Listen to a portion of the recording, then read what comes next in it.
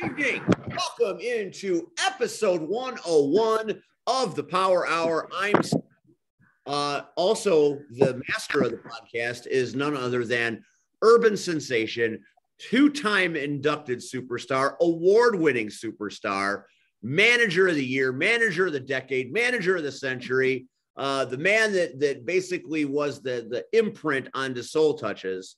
My friend, colleague, the ebony to my ivory, Mr. C. Red. How you doing, Red?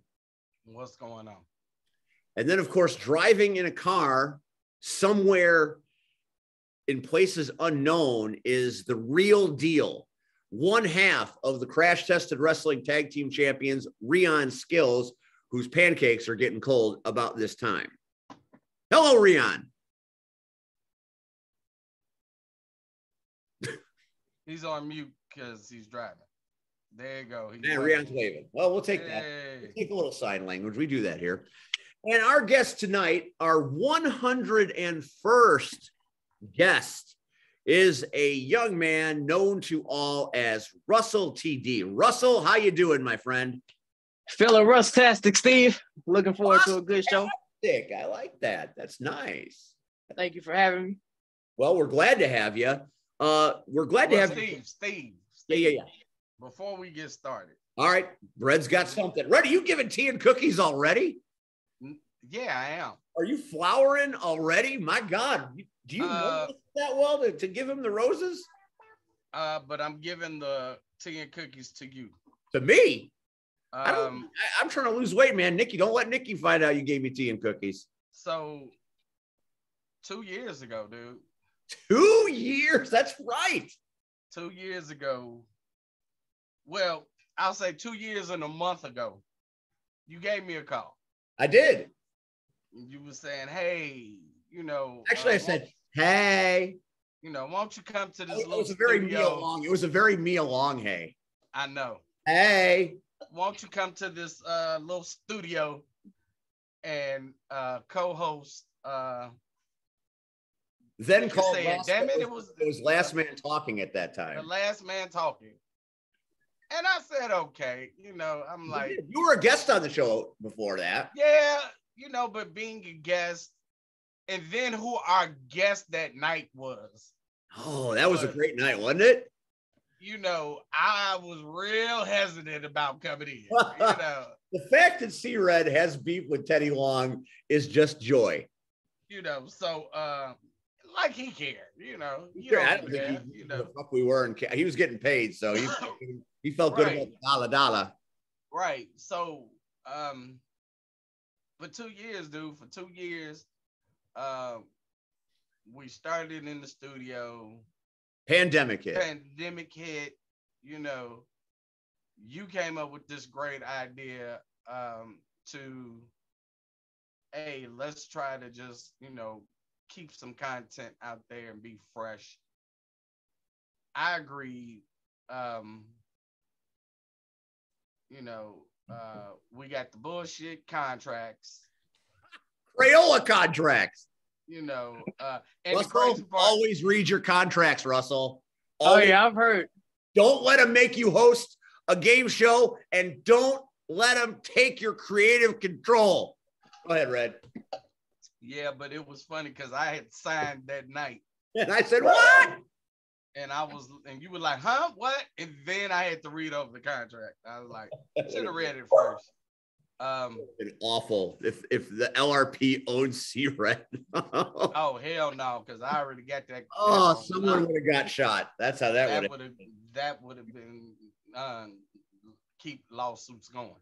Marche and Acid would have gone there and climbed the building like Batman and Robin in the 60s and kicked in somebody's window. Yeah, basically. I want you to picture that. That is. I already did. That's the sad part. As soon as you said it. So I thank you because you have kept this going. I couldn't have kept going without you. You know, some nights you go up, some nights you go down, some nights you don't even show up and you send in other people. Fair. But I thank you for 2 years. This has been part of my life. My life revolves around. I cannot do anything on Tuesday nights. We have a show to do. And I take this more seriously than I do my bookings, ironically. Because this is fun. We get to meet people tonight like Russell. And we get to hear their story. We get to see Rion drive through hey, actually, this is a beautiful neighborhood. I don't know where he's going. He's in the train area. I don't care, but it was like, it's some beautiful greenery and everything. And then he passed in the church. While his Say a prayer. Say a prayer for me, Rion. So thank you, man. Again, you never mention it, you never bring it up, but it crossed both our timelines this past week, and 2 years ain't nothing to sneeze at, this is episode 101, but it took a lot to get here. And I just think when you kind of sit back and look at everything, we were put together for a reason, and then you turn around, pandemic, and most people would have been like, screw it, it's over. We kept going. Not every episode has been a home run. We've had more home runs than misses, that's for because sure. It wasn't on TV. But so thank you. Well, I couldn't imagine doing this with anybody else. I knew back at Crash Tested Volume 1, when we stood in the middle of a big gymnasium singing En Vogue, that our paths were connected somehow cosmically. And fortunately, we had the opportunity to get this thing going. And, fortunately, Zoom happened, so we could do this. And I don't mind paying the monthly charge for the Zoom, because it's worth it to me to be able to have 18 people talking at the same time and not knowing what the fuck's happening. So those are my favorites. But tonight, I'm sure. We only got one tonight. Tonight, Cactus Rack is under the weather. She will be back and better than ever next week. So we'll look forward to her. And we say get well wishes to Cactus and Hazel. Get well soon. We'll see you soon. Feel better. But tonight we got Russell TD, Mr. Football. Comes to spring with football under his arm, ready to go. Now, just by nature of where we live, we have a lot of trouble in Chicago with football. Today, notwithstanding, I mean, our best player said, "Fuck y'all, I'm not staying here. Trade me." So that's not a great optic for a new coaching staff. But Bears will be Bears. I have been living that nightmare for 43 years. Since I was a little 7-year-old Steve, I've been living the Chicago Bears nightmare. And you got to watch your heroes in football in Chicago, because they don't stay here very long unless they're wearing number 34.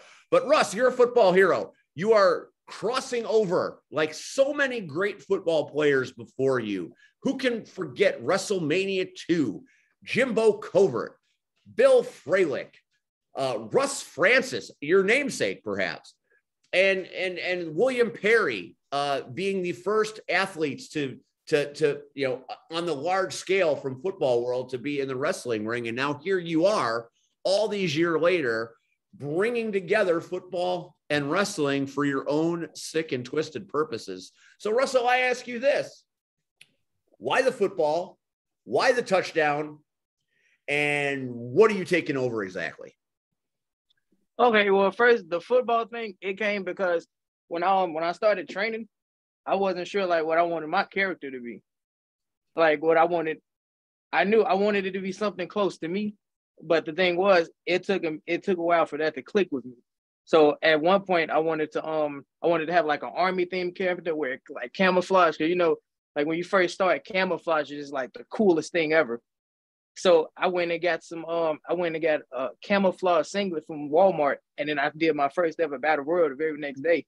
But that gear didn't end up lasting very long because one, it was too small, but it was my first time, so just had to sacrifice. Walmart. Yeah.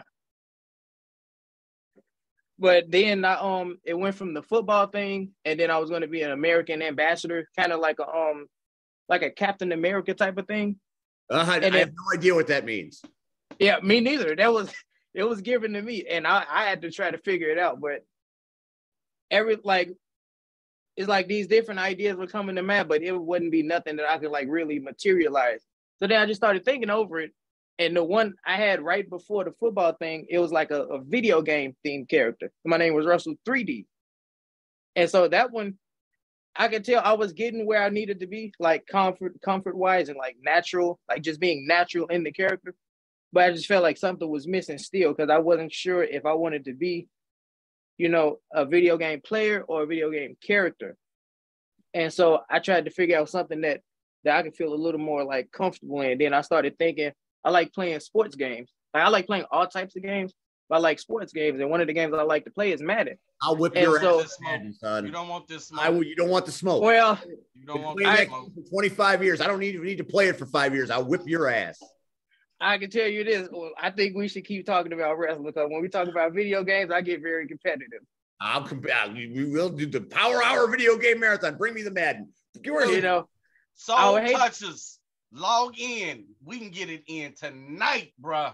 Oh, the challenge to Russell. You all got to watch that. Got to go on Twitch or some shit. We do that around. You got to Twitch. Maximus Orion does it on, and that's where I killed the chickens. But that's neither here nor there. But I would hate to have to put you guys on your own show. Just saying. That ain't gonna happen. It's been tried before, man. Those bitch ass workhorses. They tried that shit. Didn't work. Yeah, but see, it's one thing. It's one thing to be a workhorse, but that doesn't even hold a candle to being Russtastic. That's the advantage that I have over everybody else. Yeah. The My Little Ponies, they're going to get theirs at the end of the month, I assure you. So Russ, you said something interesting that I want to just get clarification on. So you were having trouble choosing between being a gamer and being a character. So like being a guy with the headset on playing the games, or being Charmander from Pokemon. Am I understanding that correct? Yeah, that was the disconnect. And it's like when you try to do both, it's kind of like you have to pick one. And the thing was, I was trying to fuse them. So instead, I just kind of went towards like the gaming route, but I got a little more specific and something I could get comfortable in. And then, I'm not a small guy. I'm a like big husky guy. So I feel like something that would be the easiest for me to connect with is something like football related. So then that's when I came up with the touchdown idea. And then, I don't want to disappoint any Bears fans here, but I'm kind of a cheesehead. I'm a Green Bay Packers fan. For God's sake. Yes. He's not a Bears fan. Yeah. That's where the winners play, the green and gold. Any other team. Be a fan of any other state. Stay the fuck out of Wisconsin. I am up to my asshole in Wisconsin. CSW champion and Evil Sierra, Wisconsin, making my life miserable every month. Green Bay Packers make my winters miserable every damn time. Now the Bucks and Giannis. My kid's a Giannis fan, and I got to defend Jordan at every corner. So I don't like Wisconsin. Don't forget Flash Harris. Don't even mention that name. Flash, yes, I can. No, don't mention Flash. You ban my friend, I'm gonna ban your friend. And you, Russ, I'm sorry, the Red Knees. Did you listen to JFW podcast? Why would they called me a piece of shit. Me, I didn't ban Turtle, you banned Turtle, and I'm the piece of shit. That's why I'm he's bad banned. about that. That fucks with my mind. I'm sensitive. That's why he's banned. And he called.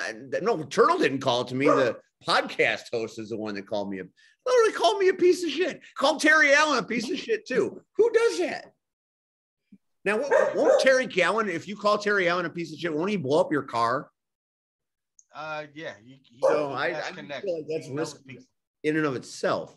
But again, my point is Wisconsin bad, Chicago also bad more often than not, but Wisconsin's very bad. Do what Red does. Follow Tom Brady around. That's easy money. You're in New England for a while with the chowder. Now you're down in Tampa with the girls and the warm weather. See, follow Uncle Red. Look, okay, I'll clear it up then. I wouldn't say I'm a Packers fan. I'm an Aaron Rodgers fan. Even mention that word here. He's an Aaron Rodgers fan. Yeah. it's one thing to be a fan of your home teams, but you know that where runs dry really quick when they start losing, and it's like, you know, you got the hometown loyalty, and then you got the winners side. I like to be where the winners play. We were feeling pretty good for a while. You know, we got a new coach, Justin Fields. We like him a lot. We're feeling good. You know, we got a new coach, very enthusiastic, making them run, making them hit, making them be strong like Ditka used to do. And what happens? Roquan says, fuck all y'all. I'm out. What, dude, then you remember, oh yeah, we're the Bears. Y'all don't have the Bears, and I know this is totally off subject, and we're going to get back on subject, but they have no receiving core. They got a lot of people that didn't they as feature players. They could be feature players. They got a lot of placeholders. They started cutting key defensive players. Like, why would you want to be here? Like, this is where you come to either train to get better to go somewhere else, or you come here to let your career die. No, and I've already to be on the number one bandwagon because he will lead us to the promised land. See, Red, someday. I guarantee you, and I've told people this, watch, Mitchell Trubisky will play for the Steelers, and he will ball out this season. Watch it. Why? He ain't had nothing but practice all them years. No one can hear you over this goddamn dog. I have people in this house that I text. The dog agrees. The dog out, but they don't let the dog out. Because the people in this house don't listen to me any more than you listen to me. The dog agrees. Anyway, Rion will be in the house any minute. It'll all pass, hopefully. So, Russ, you had all these characters. You wound up with a football thing. Football player, Charmander, Logan Paul. You were going through all of them. Yeah, I was a little bit of everything. And when I landed on the football thing, I felt the most comfortable because, you know, in football, that's basically like the sport of brutes. Like, that's the sport where the bullies go play, where you just knock people over and it just be big and obnoxious. And then Rion Skills is in the house. And he's got went right after that sausage, Russell. Went right after it. Didn't even say hi. Just took the sausage because he's fashionably late to the party. Which, you know, we'll allow because he's got a lot of pull here. But anyway, continue, Russell. Tell me about video games and you. Okay, so video games for me, those started, I want to say, what is this, 2022? I want to say they started in like 2013 when right before the Xbox One came out. The 360s and the PS3s was out right before that. And when I was growing up, I was an outside kid. Like, I used to like go fishing at the park and like riding my bikes and stuff. Like, I never used to be like a video game kid. But then I started staying in the house more as the years went on. And I started hearing about these video games. That's a timeout, Russ. Go ahead, Rion. When Ryan Matthews starts smiling at you, Rion's calling a timeout. Rion. Yeah, it threw me off. I didn't know what was happening. It's all off a little bit. If he didn't warn you about anything, and that's fine. So this actually has nothing to do with you, Mr. Russell. Or is it Mr. Russell, Mr. TD? Which one would you prefer? We can go for Mr. Lindsay today. I'm feeling pretty. Mr. Lindsay. Okay. Wow, very fancy. Okay. This actually has nothing to do with you. This has something to do with the Power Hour itself. I've been playing Switch on here repeatedly, and I played Tetris Effect, and I had beaten Tetris Effect on this show. We watched it. We have documented evidence. And many a times I've been told to put that Switch down. So many the fact times that they are on here celebrating video bothers the shit out of me. I just want to let you know that bothers me. That all of a sudden there are 4 video games. You have no idea, or maybe you watched how many times they've taken the Switch. I don't even bring it anymore. They just take it and put it to the side because I'm a distraction. Don't say they. Don't say they. I'm way over here. They're being hypocritical. Yeah, a little bit. But I'm feeling attacked.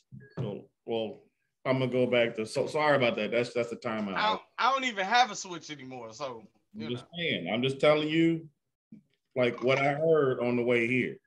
So Russell, you were talking about playing video games for 8 years back in 2013. Brother, how old are you?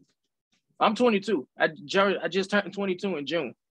Well, I have a June birthday as well. Congratulations. Thank you. I turned 52. Sweet Jesus. Just kill me now. Red's wondering why I'm retiring at the end of the year. I'm old. Are you retired? And Red's older than Dirt. So that makes me older than Red and Dirt. That makes me older than Red Dirt. You're not. I like to say 52 years young. 52 years. No, there's no young here, man. That's why the workhorses are going to kill me. I'm hoping because my insurance is good. But anyway, that's neither here nor there. Let's talk about Russell TD, the wrestler. Now we know about Russell in the video games, how he talks a lot of shit and he thinks he's good at Madden. He's really not. We understand how that works because you're talking to the vets here. It's like you fancy yourself Giannis, but you're talking to Shaq and Jordan. Well, and we'll take your lunch money. We will. Well, if you're comparing yourself to Shaq and Jordan, I have nothing to worry about because we both know the GOATs. Both one is LeBron James. Oh my God, you didn't say that. No. Let me just start there. Child of a human. How can you say that? I just thought I should just draw the line in the sand and let everybody know where I stand. There is no line. LeBron, the GOAT. Come on. Nobody believes that for real. If I had to rank you my top 5 basketball players, I'm going to say LeBron James. Don't do it. Steph Curry. I'm going to say Shaq. And I'm going to say Jordan. Then I'm going to say Kobe. But LeBron is at the top. LeBron is at the top of the list. What the hell is wrong with you? Jordan is your number 4. Oh, my Lord. Oh. Hold on. He got Shaq. Right now. He put Shaq over Jordan and Kobe. I'm done. I'm done. Yes, Rion. What? What are we? I was listening, but at the same time, sometimes I tune stuff out. So what are you basing it on? Longevity, statistics? Overall star people? What are you basing? I want to say just overall. Like, since I've been watching basketball, I haven't seen anyone do what LeBron has done. I feel like there's greatness. The way he put that, that's all right. I'll take that. But the only argument that I have is because of me watching basketball last century. I can tell you that there was someone like him, and that was Hill. But no one cared about that type of basketball at the time because that's not how you played it at that time. Now, I don't know if you know who Grant Hill is, but if you get a chance, look him up when he played for the Pistons. And it's a mirror image of what LeBron James does now. It wasn't until he got an injury in his leg right before he went over to Orlando where all of his numbers started to drop because he wasn't nearly as mobile. As a matter of fact, him and Anthony Hardaway were the same type of player. Oh, I love Penny.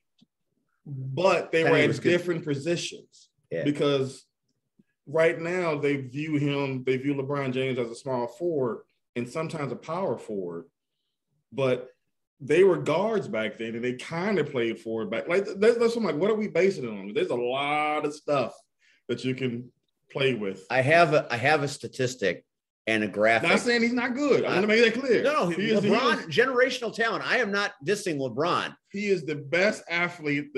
I've never seen an athlete like him. Hands down, the best athlete I've seen other basketball players better than him. So I'm going to give you a couple of graphics, young man, because we here on the Power Hour are educators. Okay, and I have this discussion. I have this discussion with young folk way more than you'd think, and I'm ready with the graphics because I know you people that think LeBron's the GOAT. You need to come down. I have my argument. I have my argument ready. All right, here we go. Why don't you take a look at those stats? Why don't you take a look? You just peruse those, Russ, and you look at those stats, and you tell me how you can say LeBron James is better than 2-3 in the red. The thing is, you can't because it's just not possible. It is. It's not possible. Those are the stats, man. I feel like that's an attack on Russ, and that's not fair. That's not an attack on Russ. That's fact, man. It's not an attack because that's the biggest debate. And until you can tell me, I got more. Again, how I'll find it though. Jordan stayed with one team, even though he left, and then he came back and played on one team. And then he went to the Wizards, but that's because he owns the damn team. He won 6 NBA titles. 3 and 3. Yet LeBron had to take it, and that's why I will always have that asterisk about me liking LeBron, because I sat there that day, all day, waiting for the announcement, waiting, and got to go through all of this bull like I done clocked in to work. Only for this dude to finally say around 4 o'clock Chicago time, oh, I'm taking my talents to South Beach. Really? And now you got to get 2 other people. Like, of course and that's what's going on. Everybody building super teams now, yet Jordan made a super team. Everybody around him was super. Again, think about it. Steve Kerr, the coach of the Golden State Warriors, who is now got all these NBA championships as a coach and a player. Again. The Phil Jackson. Catching up to Phil Jackson. Well, Phil Jackson, let's be honest, was cherry picking. That's what it is. That's what that's my argument. Doug Collins had that shit set up, and he was the benefit of. Yeah, Doug was but I watched clips last night, which is crazy why we even having this debate, is because I watched clips last night and watched Jordan embarrass cats like Mutombo, Ewing, Alonzo Mourning. Like, how do you dunk over Mutombo? How? I have one question that's going to shut the entire argument down. And then I got a rebuttal. Go ahead. Go ahead, young blood. Okay, actually, it's a 2-part question. So the first part is, like, we all like to live in the present, right? Like, we don't like to, like, it's best to live in the present and not think about the past. Is that right? Yeah, agreed. Okay, so we're all there. Only Rion agreed with that, but go ahead. Okay, so we're there. Now think about this. If you take present day LeBron James and present day Michael Jordan, and you force them to play a one-on-one basketball game, LeBron James is going to school Michael Jordan. Oh, I don't know about that, son. Mike ain't get it. I'll put stock in 60-year-old Jordan over LBJ. You think Grandpa Jordan got it still? I know Grandpa Jordan have it still. And I could probably first of all, how can you compare Jordan now when you already know he didn't went through the battle, he didn't went through all of this stuff? So that's an unfair, that's totally unfair. Oh yeah, give me Jordan now. Like, really? Go ahead, Rion. Are we basing this off of this century's rules or last century's rules? Oh, no. I want to say, listen to the 80s. That's a legitimate question that I have because of the way that defense would be played. You ever see that? You ever see You ever see The Last Dance, son? Go ahead and answer, son. I'm sorry. So what I'm going to say is we're going to say present day rules because that's the problem. See, Jordan was in that era, with the most no handshakes. There's no forum. Jordan would have scored 80 points a game. 80 points a game. The only reason he scored 80 points a game is because people punched him in the face. Okay, I'll say present day rules. LeBron he's gonna shoot circles around Jordan. And back in the day, he might win because those guys got to be they thought they were playing football. That's the reason Jordan would win. He would be fouling LeBron left and right. It's a good thing you're Russell TD and not Russell BD because you would be out here. I want to use a football analogy, but I'm not sure if it would even make sense. No, he's a believer. He's like a believer. Okay, I'll do it this way. I enjoy football from time to time, just as a whole. One of my favorite players is Peyton Manning. Just a straight up gunslinger. Just whatever you want to do, he is probably the most fundamentally sound quarterback that has ever played the game. Like, just the way that he does things, the way he comes out of the pocket, his stance, the stats that he throws out, like just his efficiency and everything else. And he is the greatest regular season quarterback that has ever existed in my eyes, short of Dan Marino. But he's not Tom Brady. And as much as it pains me to say that, it's the truth. Because from a regular season standpoint, Peyton Manning is the greatest statistical guy you could put up. You could put his numbers against anyone, playoffs and anything of the sort. But if you say anything about Tom Brady, he gets eclipsed. It's just what it is.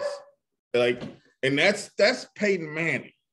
Like, that is one of the most respected dudes that has ever, like, his family is famous. Like, think about that. Like he comes from football royalty, and they're still like, yeah, he ain't Brady though.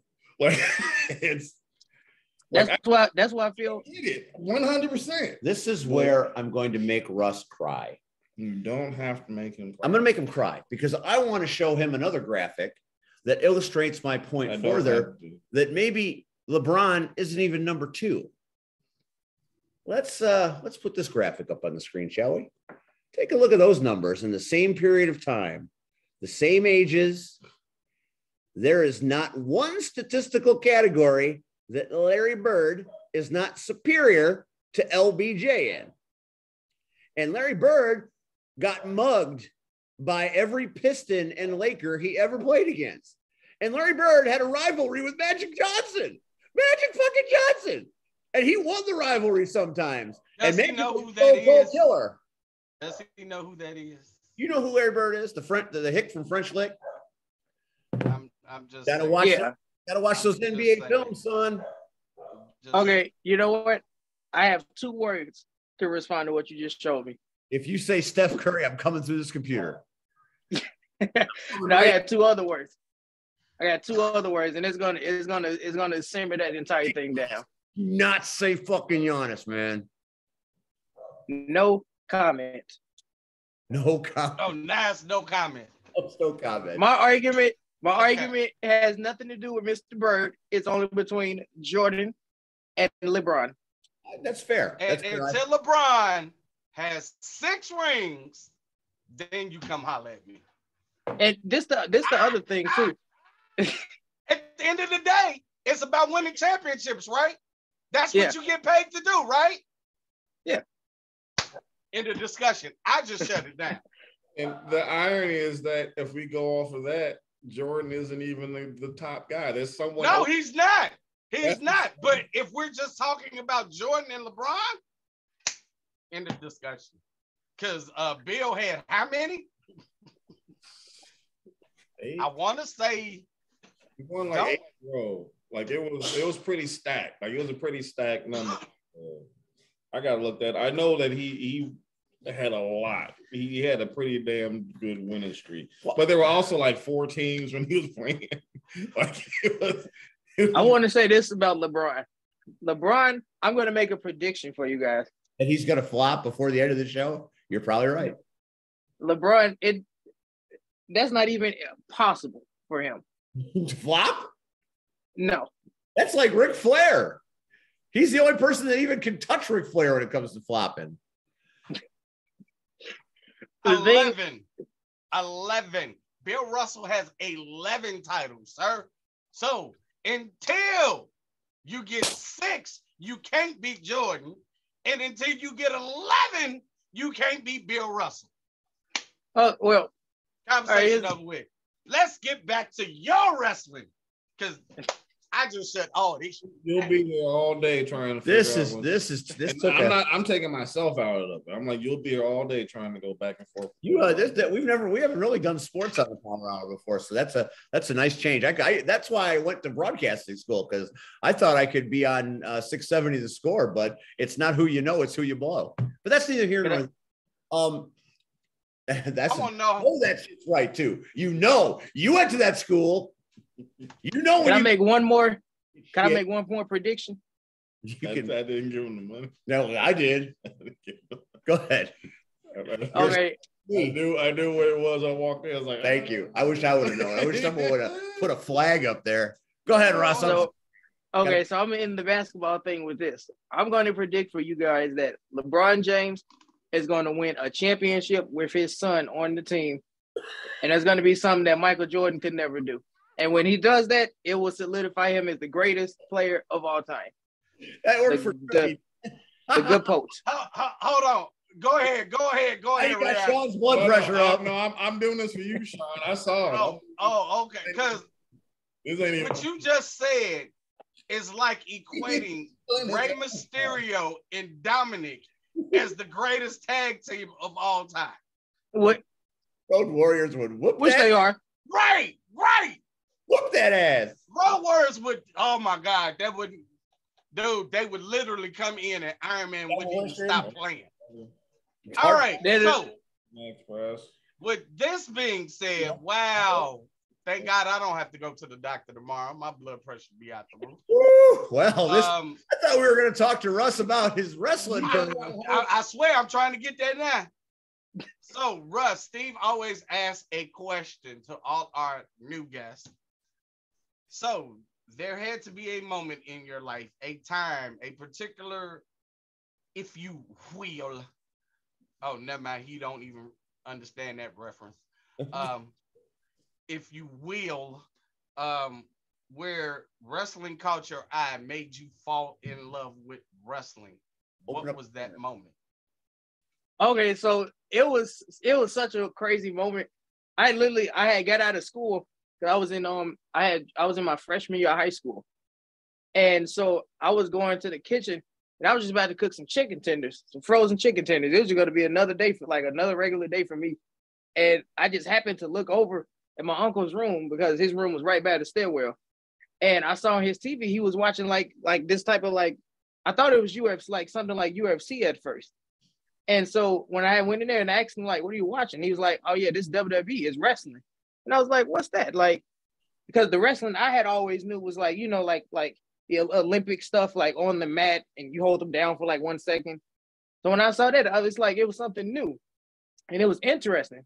And so the more I started watching, the more I started getting familiar with it. And I went from like not knowing the difference between The Miz and Dolph Ziggler to now like, I know more than people that's been watching longer than me. Good. Student of the game. Yeah, I like to be a student of any game that I play. Except Madden, because you ain't no student. Focus. But you know what? Before this is over, Steve, I'm gonna write down your game attack, and then we're gonna arrange your funeral. I'm 52. I'm 52 years old. 52 years old. Don't have the gamer tag.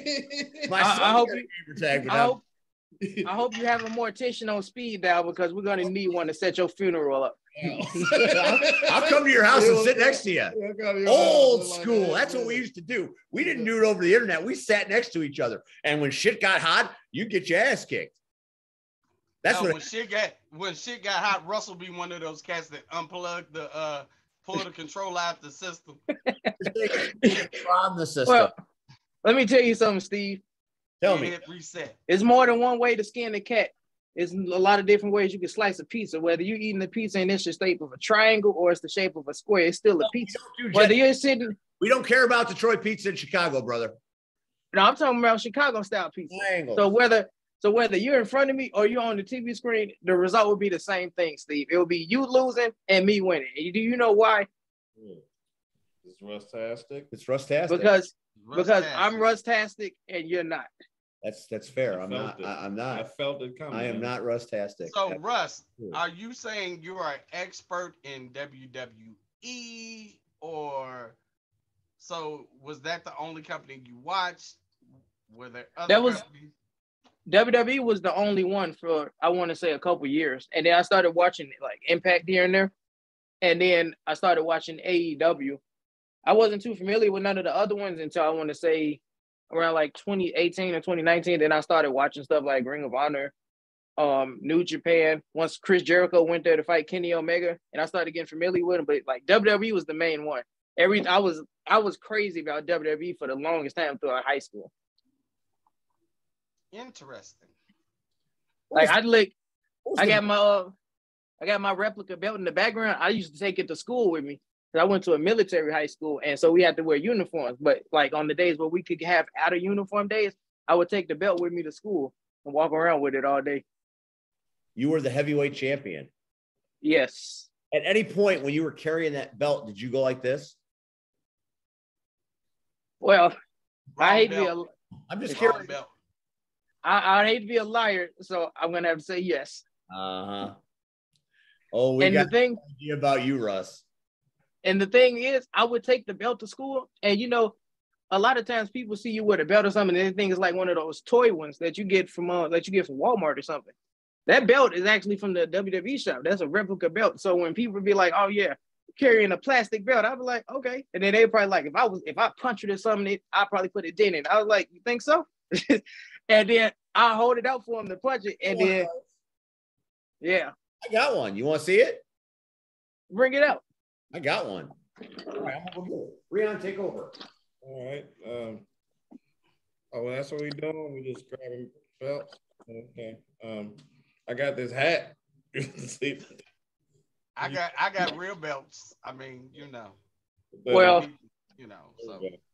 How about that? First time this belt has ever made its way out. But it has gold on it, so it counts. There we go. I got this Ewok shirt. How about this? Okay, there we go. All right, I did my job. I've never seen that belt. I know you never saw that belt because this shit's old school. You want to know why? You want to see something pretty cool?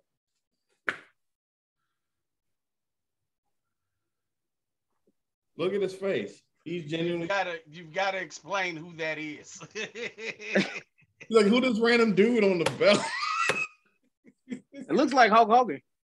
That's the Jordan of wrestling.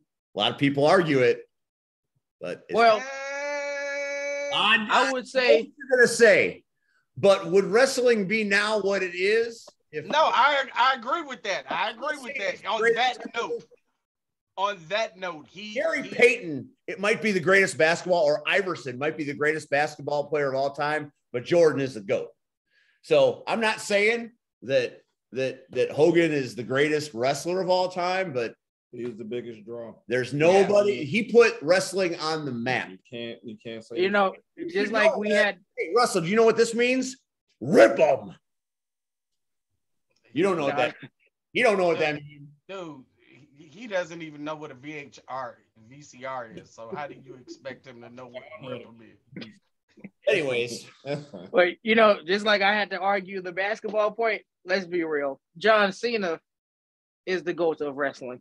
You know what? I'm not going to argue the fact that John Cena isn't the GOAT because I'm not, because we don't have enough time, but he ain't. I'm not, but he ain't. Man, the man has transcended. But if you're going to call Cena the GOAT, I mean, you got to call The Rock the GOAT, because The Rock. Well, but you can't even say that. How can you not call Stone Cold Steve Austin? Austin's on a whole different level than 99.9% of people that have ever laced up a boot. So, I mean, don't get me wrong. Austin is good, but he's no Cena. Austin is like the Kobe of wrestling. Oh, my God. Oh, my God. Steve, please ask another wrestler question. Hurry up, please. Please. I have one thing to say. What? That's all I got. That's all I got with that kind of nonsense. All right, Russ. In October 9th, on a Sunday, Michigan City, Indiana, the return, Chicagoland Championship Wrestling. Back after a hiatus, back with our visionary owner, John Bullard. Doesn't matter if he's battling health issues. He's got the show coming back, a Sunday show. It's going to be great. And one of the feature attractions, one of the first matches announced was Russell TD versus Chip Walker. Now, without Rion, I would never have met John Bullard. So I owe Rion a lot. But I feel like I've got a pretty good relationship with John, and I know that John is a very thoughtful human being. To put you in a position of one of the first matches for the return that was released, that is a mighty large statement, because a lot of people that aren't booked on that show would like to be booked on that show. And you, my friend, are booked on that show, which is awesome for a couple of reasons. Number one, Chicagoland Championship Wrestling puts on a show almost like no other. Number two, you get the benefit of my commentary skills on your match. And I'm going to tell the world that you think LeBron James is better than Michael Jordan during that commentary, and I'm going to debate it with whoever my commentary partner is while you're wrestling. I'll tell you what, Steve. I tell you what, Steve, after the match, when I win the title, I come over to the desk with you, throw a headset on and tell them myself, LeBron James is the GOAT. Just bring it. Just bring it. I've had people come to the commentary table for. The last time we did Chicagoland Championship Wrestling, Paragon threw me in a trunk. You know what I learned? Don't fuck with Paragon. That's what I learned. Did you know I learned that? Red knows I learned that, right, Red? Yeah. Now when I say the word Paragon, I genuflect. Then you had your house broken. No, do you know who Paragon is, son? Yeah, I'm familiar with him. I get to meet him on the day of the show. Don't meet Paragon. You experience Paragon. Yeah, I felt that. Paragon is something else. You know, it's like, you know, hey, I'm going to meet Prince. You don't meet Prince. You experience Prince. Just like okay. Does he know who Prince is? See, Steve, you don't know who Prince is? You I know references. I know a couple songs by. I know a couple songs by Prince. I know like two. What two do you know by Prince? He made Purple Rain, right? And I think he made that song When the Doves Cry. That was like a Japanese. The way you asked that question was like a Japanese bullet train in my soul. He made the Purple Rain. Yes. I'm done. Yes, very beret. Ladies and gentlemen, that is all tonight for the Power Hour. We're done. I got nothing. I don't think we're gonna have anything after. I don't know where to go after that. Okay, all right. So that was he did make the Purple Rain. You're right about that. What was the other one you knew? Just out of curiosity. He said When Doves Cry. He made that, right? He did make that. They crying right now. Okay. Birds are bad. Fuck. Them birds are pissed. I got some shit happening in my trees behind my house right now because you said that. Them birds are pissed off. I'm just hoping that Prince Lightning doesn't come, and I'm just saying that's some mystical shit. Anyways, okay. So how about you've heard of Michael Jackson, right? Yeah, I know. Now, see, I know some songs by Michael Jackson. Oh, you do you now? What? Hit me with your knowledge. So okay. Beat It. Let me see. Beat It. Mm-hmm. The Kid Is Not My Son. The Kid Is Not My Son. Oh my God! You are amazing.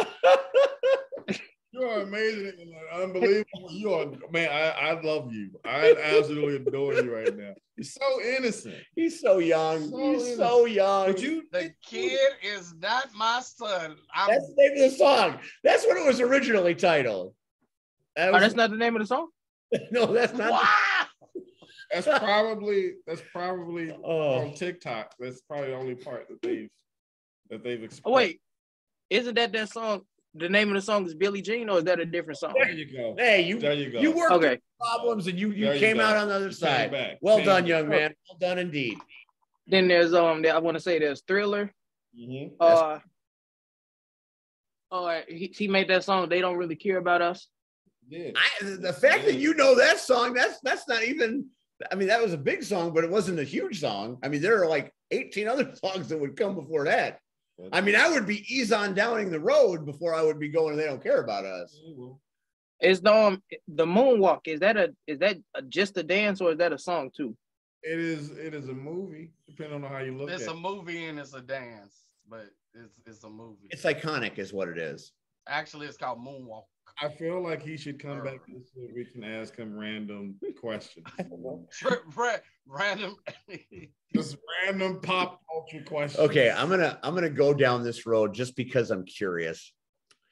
How many songs do you know by Drake? Okay, I know a lot about Drake. Okay, that's all I need. That's all I need right now. I don't want to know the songs because I take great pride in not knowing what the fuck that man does to be so popular. So I'm good where I'm at with not knowing about Drake. But I knew you would know Drake. All I know is he was on Degrassi High. What about R. Kelly? You like R. Kelly? Here and there. Good answer. That's like because you don't want to. Good answer. You don't want to admit to that. Good answer. I admit to it. I don't still care listen to how Kels. awful a human being is. I listen to a few songs I know by him, but like I say like here and there because I mostly learned from his music through my mom. Also, good answer. Good answer. All right, I don't care who you are or what you think of R. Kelly, but when this song hits anywhere, but go ahead on, break them off with a little previews of the remix. Now, come on, feel this in your soul. Yeah, I know this song, Ignition.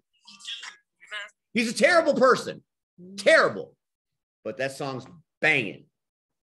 Red Nose, don't you, Red? It used to be. It's not anymore. For me, Did you ever see backyard party? I gotta ask you a question. This is completely Russ. I'm sorry, I'm taking away from your time, and we're gonna get right back to you in a minute. I was gonna say you should probably get back to this time. I'm gonna get back to his time. Have you ever seen my broadcasting school video project? Yes, remember you showed it to you. You told me where to find it. That's that's how much love I have for the Ignition remix. That's neither here nor there. That's right. why I get it. So Russ, you are a hold on. Do you know who died yesterday, Russ? Oh shit! Don't hurt my feelings. She was my first love. Well, my third love, but it's still high up on the list for puberty. Russ, do you know who died yesterday? Hold on. I blame you if you don't know. No, I don't blame him. I blame us as a society. I think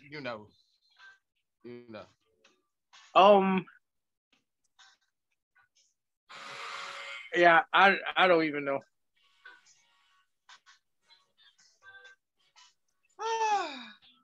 Okay. Bad choice. I'm just selling. That's not a bad choice. That Xanadu is the greatest movie of all time. Listen, let me tell you about movies.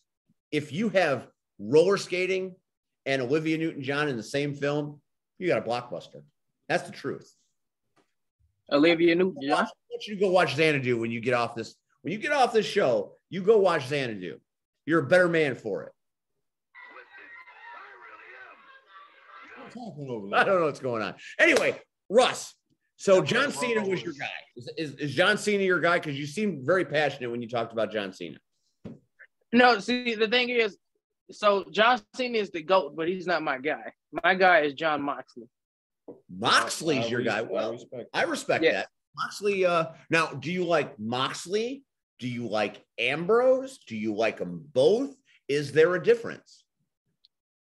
Okay, there's definitely a difference. I'll tell you that now. Okay. But Ambrose was my first love. I like both of them now, but Ambrose is where I became a fan because around that time the Shield was first starting, and he was my favorite out of the group. He was the best one in the group too. Was it Shield Ambrose or was it Dreamgate Ambrose? That's why I was curious. But Shield. Okay, I respect that. Please continue. I feel old. R.I.P. Olivia Newton-John. Gone too soon. No, I'm just saying. He said it was Mox, but I've been in the ring with Mox. Right. So it's like it's like for him to say, oh, when the Shield was created, I was like, well, damn, I already knew them cats back then. So I guess the gray is really adding to okay. All right. Well, that's a different answer. It's true. That's a different answer. We've never heard anybody say Mox. So no, and I love the fact that he said it. So are you a big AEW fan right now, Russ? I mean, is that what you watch, or do you watch them both? See, I watch them both. I don't believe in the whole like pick a side thing. I like being fans of both. They're like the opportunity came to work for either one, I would take either one. But as you should. I like watching AEW. I haven't watched a lot of AEW lately because I'm missing Punk a little bit. I got a special place in my heart for Punk. Hold on, does he know who that is? I know who CM Punk is. That's to live in Chicago and be a professional wrestler. If you don't know who Punk is, that's probably unfortunate. That means you never ran into Braun the Lumberjack hating on CM Punk, which is some of my favorite things in the world. I just saw Braun the Lumberjack 2 days ago. And he was hating on CM Punk. The hate never dies. No, I've met him before. That hate will forever be there. That's forever hate. Have you ever heard of the LWF? Oh, that's a great question right there. Billy Wax, CM Venom, Acid. He sound like superheroes y'all talking about right now. Wow. Like comic book characters or something. Some might say. I invite you to go to Dynamic Wrestling Alliance website and watch the Acid match and listen to C Red on commentary scream acid for 25 minutes. Because that's what you can actually Google LWF. So, I mean, the Lunatic Wrestling Federation. I'll tell you what, LWF was. Hold on. Windy City Pro Wrestling. Oh, Russ, be careful. Be careful, Russ. Look. Be careful, Russ. It's okay. It's okay. Let me help you out with this. So this match that you have on, what is it, October 9th? August. Mm-hmm. Oh, no, October 9th. October 9th. I'm just going to bypass. I'm just going to cut that off before anybody. What are your takes as far as the match itself?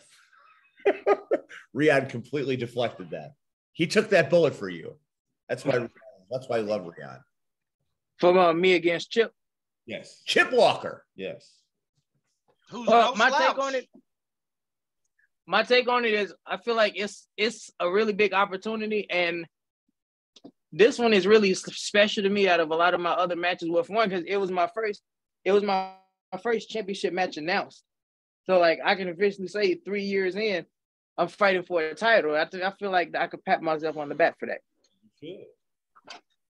But when the thing too about it is, I feel like this is really going to be special to me because I had met John, I want to say a year before that match was announced, when we had left practice, and then we came to watch that show, and that's when I met you and John in the same day. And then we were like picking his brain a little bit and just like seeing like his takes on just wrestling and life overall and everything. And then we were watching the show, and it just overall, I just started like falling in love with the environment and everything. And there was this one match in particular that I still hold on to. And they had the Outrunners. It's a tag team and they wrestle for John now. They're my favorite tag team in the Indies now. And I never would have found out about them if I didn't go to that show. Very nice. Very nice. Oh, see, I believe he's bringing up the graphic. There's the graphic. That's the match right there. It's October 9th. Chip Walker versus Russell TD, Michigan City, Indiana, as CCW makes its triumphant return after being gone for a long time. Here's what you need to know about CCW, and I will tell you. When you walk in that building, you feel something. And I'll be interested. I will ask you about this on that night. You will feel something you've never felt before in professional wrestling. And I can't put my finger on it because when I walked in there the first time, I felt something that I'm still trying to figure out. John Buller just has this magic about him, and I don't know what it is, and I don't know why he has it. But there's just something about that show. And when I would watch it on where was it located? It was on Amazon Prime, right? Amazon Prime. So when I would watch Amazon Prime on my TV, and I would hear myself doing commentary on these matches. And, you know, when I look back, it's not the greatest commentary I've ever done because we were so excited. We were talking over certain things you never talk over. So, you know, you learn as you go, no matter how long you've been doing these things. But there's just something about the way it's shot and the way it looks and the way the crowd was that's unlike anything I've ever experienced before. And Russ, I think you're going to have that experience. And I look forward to having you back on this show after you've been through it to hear what you thought about it. Do you know Chip Walker? What's your strategy? What's Russ TD going to bring to that ring that CCW has never seen?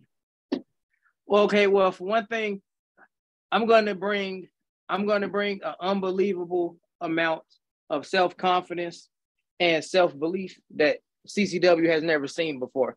I feel like when you think of Russell TD, you think of the least likely to do the most likely. I'm that person that you see and you don't think he can go and accomplish the things that he does, and then he sets out to do them. And that all starts with me manifesting things. I'm a big believer in faith and like manifestation.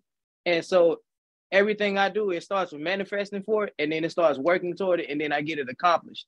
And I don't think there's nothing in my mind that I want to do that I can't do. So when it comes to fighting Chip for the championship, I know I can go in there and beat him and take that championship and walk home with it. And that's because I said I would. And my word holds value, and other people's does too. And I believe in being a man of my word. So when I tell people I'm going to go in there and I'm going to take that title from him, I don't plan on not being a man of my word. I don't plan on falling back on that promise. And I met Chip when I wrestled for the first time in HCW, and I got to see him working. He was suplexing people left and right, you know, kind of like a Kurt Angle type of guy. And, you know, for every Kurt Angle, there has to be a Brock Lesnar type of guy, the guy that comes in there and just brawls and destroys stuff and just lays people out. And that's the type of guy I want to be. It's not about learning all the cool technical moves and everything and impressing the crowd and, you know, getting a couple people to compliment your wrestling skills on Twitter. I want to knock people down and keep them there for 3 seconds. And that's my game plan for Chip. For every suplex he has for me, I have a shoulder tackle waiting for him. I'm not doing no slow clap. I'm not doing it. Wow. That was something. See, that Red, this is why we do this. You know, you were talking about being here for 2 years and 100 episodes. You know, a few weeks ago, we had Joey Dalton here telling stories. And now we got Russell here giving his opus. That's why we do this. Because now that I've heard that, when I go to CCW on October 9th, I want to see that. I want to see Russell TD do what he just said he's going to do. So when I do commentary on October 9th, I'm going to say, I heard Russell TD say this, and we'll see what happens. It's a bold statement, young man.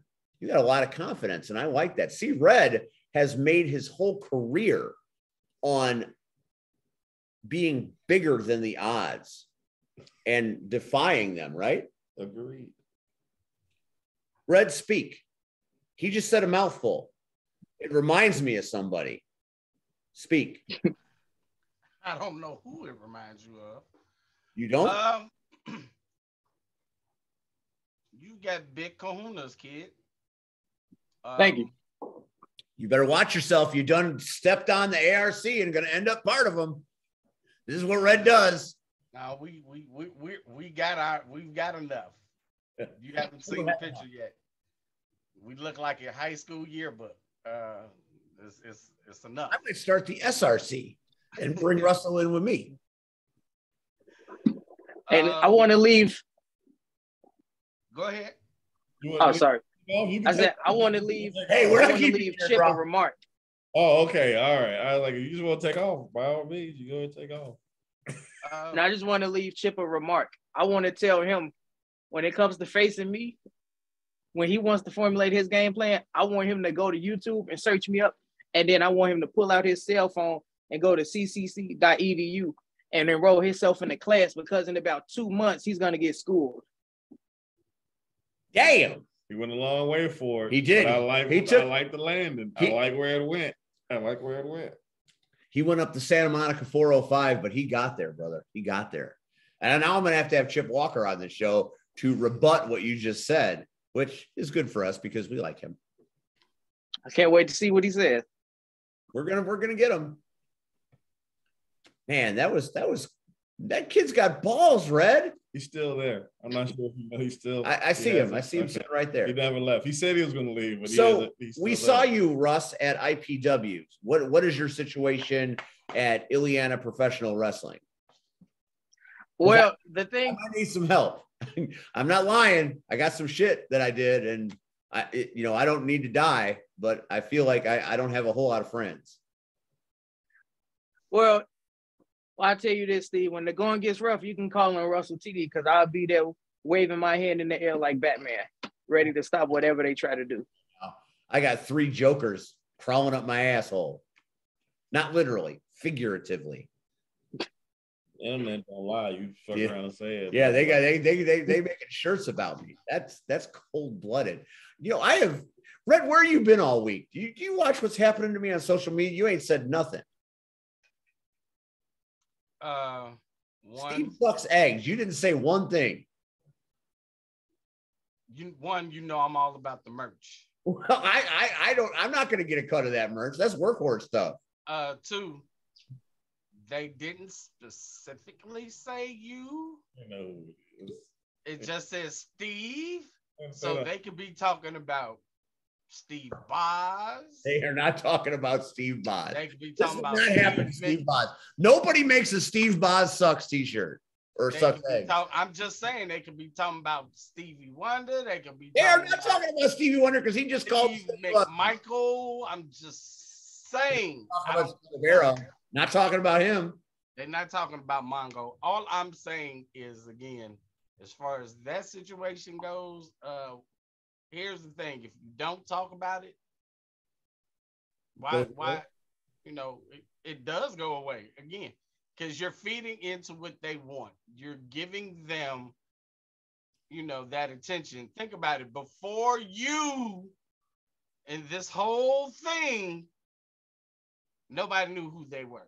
Now you're giving life to them. Going Wild was having problems with them before me. But You've Gone Wild they already handled that.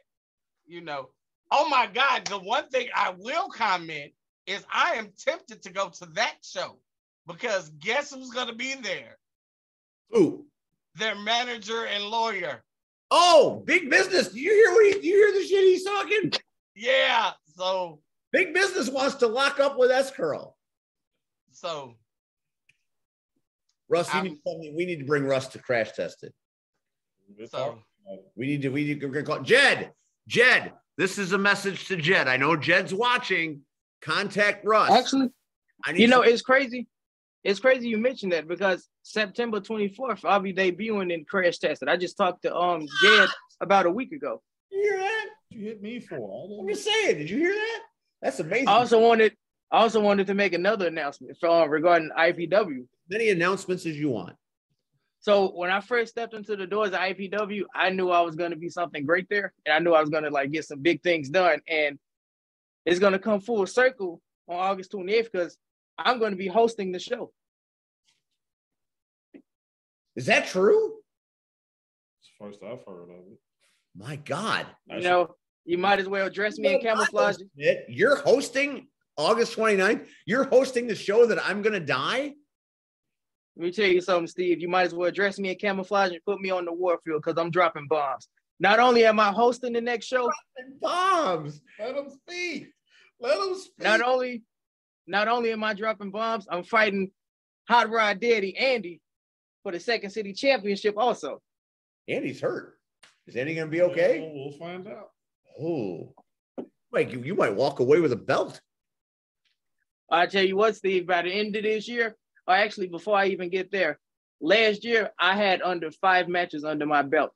This year, I'm going to have over 20 matches and possibly 2 championships. That's one hell of a year if I do say so myself. I want to ask you a favor. I want to make a request of you, Russ. Can I do that right now? Yes. Okay.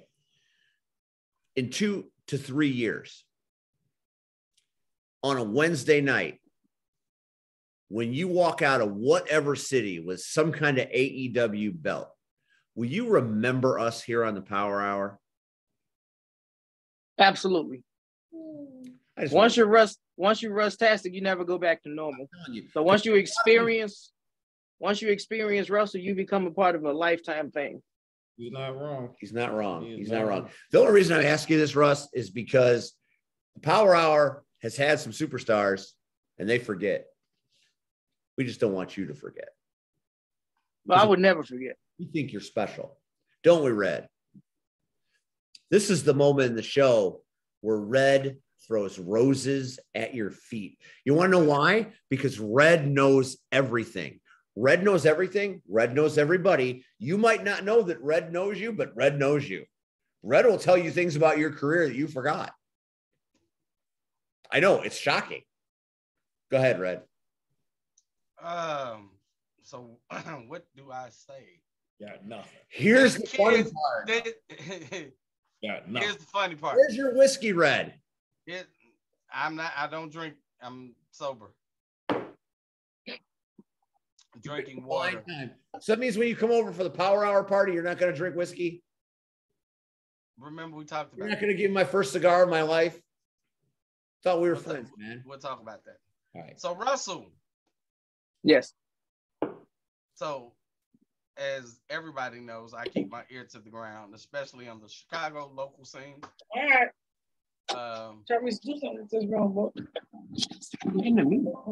Talking about. Yes. Yes. Yeah. Oh yes. Hey Mom, how you feel? Yeah, man. You didn't cross in the throat. You see that? You don't get there. Gonna go. He gonna catch it. He gonna catch them hands. That's okay. When this show is over. I got dogs. I got children. That happens to me every week. I feel it. Man, Mama Red came down here a while ago. Y'all didn't even know it. She was a ninja. She came down and went back up, boy. But Mama Red. You don't fuck Russell. You might want to hop off now. Just saying. Woo. As if she cut that Wi-Fi off, boy. Woo. Cut the Wi-Fi. I got that in my room. Yeah, that's real. Woo. Don't let her see this. Go ahead, Red. I'm sorry. I didn't mean to. I didn't go down in his basement. I didn't do that. That was me. That was entertaining by itself. Yes, it was. So I already heard about you, Russell. Then you showed up at IPW.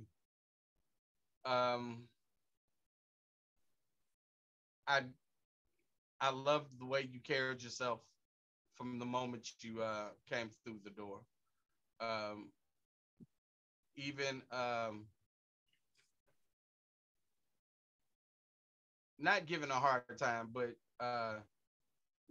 you know, the office of IPW is dealing with some things, and you know, you just happen to come at the very beginning of it. I keep hearing about these offices. Don't worry about the offices. I didn't get an address. I can't go to the offices. Oh, I've been to the offices. I need to make some copies. Can I make copies at the IPW offices? Yeah. Where the hell's the fax machine? Fax machine. You got the fax machine over there. Anyway, so saw you in the ring. Here you go. Oh, Lord. Anyway, saw you in the ring. Was highly impressed. Just by your technique, and I watched your match, and you even remember I pulled you to the side out back, you know, told you what you could do to improve, and it's funny because I gave you those pointers, and it's like you injected yourself, and now you got these big kahunas. And you're not worried about anybody. I mean, again, first of all, you've got Hot Rod Daddy Andy coming up, and then you gotta get through him and then go to Chicagoland Championship Wrestling and then wrestle Chip Walker.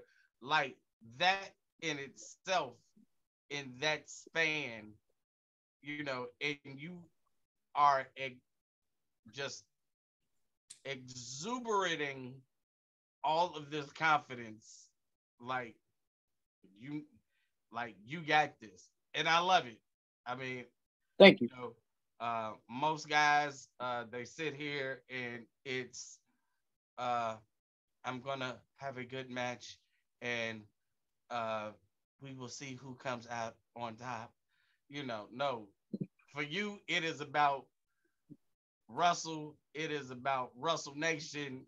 It is about. Is that a thing? Is Russell Nation a place? Well, I don't want to put out, you know, a magician does never reveals all his secrets. Can't really talk about too much of the future just yet. You know, right now we're Russtastic. We can talk about the nation of Russell a couple years down the line from now. I respect it. I think you got a good future. Just keep working on your craft. I won't hold my personal insights versus your sports beliefs against you. But as professional wrestling goes, I think you have a very good career ahead of you. Just keep focused, keep training, and you'll do very well in this business, sir. Thank you. I appreciate all of that. And when you put me to the side and gave me that advice, I never forgot it. I like to remember every time someone gives me advice, I like to hold it, and I like to really let it think about it. Like, it's one thing to hear something in the moment, but I'd rather not forget it and then think about it over time and always remind myself of it. So that way I'm always improving. Okay. Russ, you are in fact Russtastic, because I wish a lot more people understood what you just said and followed that moniker, because if they did, this industry would be so much better off. God bless you, sir. And we hope you have a incredibly successful journey on your wrestling voyage, because you are Russtastic. And I think that's what we're going to call this episode. I think the name of this episode is Russtastic. I think it has. How about this is the 101st episode, right? 101. Okay, well, how about this? The 101st episode of the Power Hour presented in Russtastic 7K Rionvision. Like, need all of that. I got to write that down so I don't forget it, because I'll forget it before the night is over, and then it won't go that way. Nope. All right, you said, let me write this down. I'm writing it down. Episode 101, Russtastic in 7K Rionvision. Yes. All right, I'll make that happen. Only because I like what you said here tonight. Now, I hear that we got a fax. Our fax machine has been broken for the last couple of weeks, but it's spat out tonight, and I think it's a message to you. Rion, what does the fax machine say? And I want you to read that fax verbatim, because that's what we do on this show. We treasure honesty above all else. Hold on. Does Russell know what a fax machine is? You know what a fax machine is, Russell? So I know the name of fax machine, but I don't actually know what they do. Okay, go ahead, Rion. Go ahead and read the facts. I didn't get no facts. Rion is not reading the facts. I didn't get a fax. Hold on. What happened? Oh.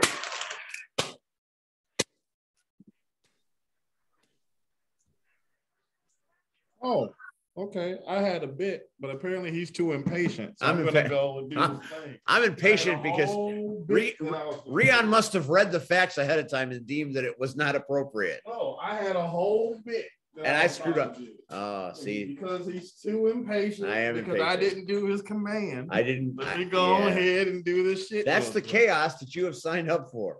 I can leave at any time. That's the because I'll tackle you in the yard. There's a yard out there that I will tackle you in. Well, you want me to read this? What? Well, I want to know what the setup was now that I was impatient. I missed no. out on something. Oh, no. We here now. I fucked up. Sometimes you just fuck up. Like you charge the wrong people ticket prices. There's a whole fucking up situation. Also, you'll learn this the further you go. The workhorses are inbred and have 2 moms, 7 dads, and were made in a lab. That's fair. I believe it. Look at that one guy. Definitely made in a laboratory. Did not come out of a uterus. Russell will kill the workhorses, literally kill them in their existence on this planet. Russell, we want you to end their existence on this planet. Once and for all. Once and for all. When you put it on paper and you put the contract in my face, all that's left for me to do is sign it, and the job is done. Would have been easier to read. If I didn't crumple it up.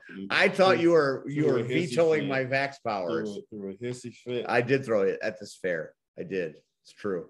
Now we can't read it because of the hissy fit.